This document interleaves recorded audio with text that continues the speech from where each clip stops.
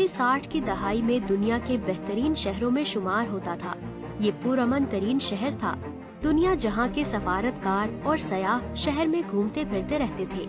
Hotels, discourse और बाजार आबाद थे। कराची का साहिल दुनिया के 10 शानदार साहिलों में से एक था। PIA दुनिया की 4 बड़ी एयरलाइंस में शुमार होती थी। यूरोप, अमेरिका, मशरिक़े बईद, अरब मुमालिक, सोवियत यूनियन, जापान और भारत जाने वाले तमाम जहाज कराची उतरते थे और मुसाफिर कराची के बाजारों में 1-2 घंटे गुजार कर अपनी मंजिल की तरफ रवाना हो जाते थे। शहर में डबल डेकर बसें चलती थी।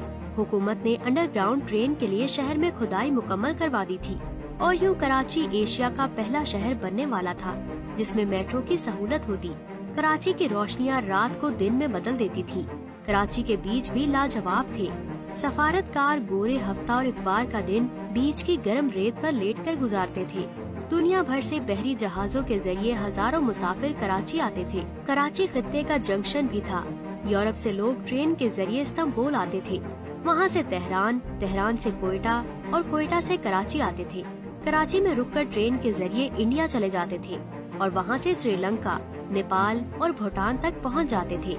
कराची में दुनिया की जदीद तरीन मसनूआत मिलती थी। ये शहर बड़ी गाड़ियों की बहुत बड़ी मार्केट होता था। जापान, यूरोप और अमेरिका से महंगी गाड़ियाँ कराची आती थी और कराची के सेठ बाकायदा बोली देकर ये गाड़ियाँ खरीदते थे। यहाँ का रेलवे स्टेशन दुनिया के बेहतरीन स्टेशंस में शुमार होता था। ट्रेनें जदीद, साफ सुथरी और आरामदेह थी और इनमें खाना भी साफ सुथरा और मयारी मिलता था। ज्यादातर सफारतकार रिटायरमेंट के बाद कराची में कयाम के मंसूबे बनाते थे और यहाँ प्रॉपर्टी खरीदने की कोशिश भी करते थे। शहर साफ सुथरा था। फिजा बहुत अच्छी थी।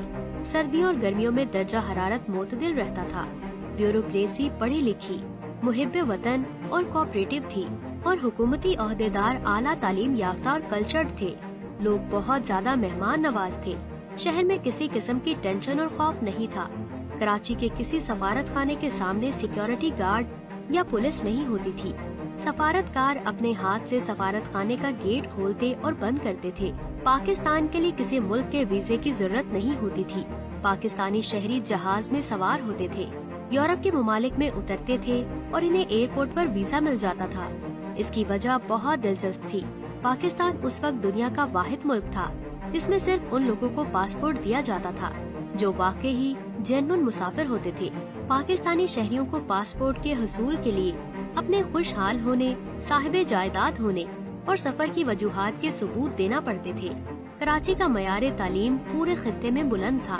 तालिब इल्म यूरोप, अरब मुमालिक, अफ्रीका, मशरिक़े बईद, ईरान, अफगानिस्तान और चीन से तालीम हासिल करने के लिए पाकिस्तान में आते थे और कराची और लाहौर के कॉलेजेस और यूनिवर्सिटीज में दाखिल हो जाते थे।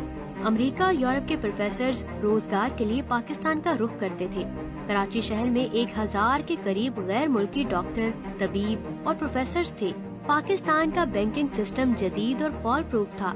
बिजली, टेलीफोन और गैस का इंतजाम बहुत अच्छा था। सीवरेज सिस्टम शानदार था। कराची में बारिश के आध घंटे बाद सड़कें खुश्क हो जाती थी। रोजगार के मौके आम थे। फैक्ट्रियाँ लग रही थी और माल एक्सपोर्ट हो रहा था।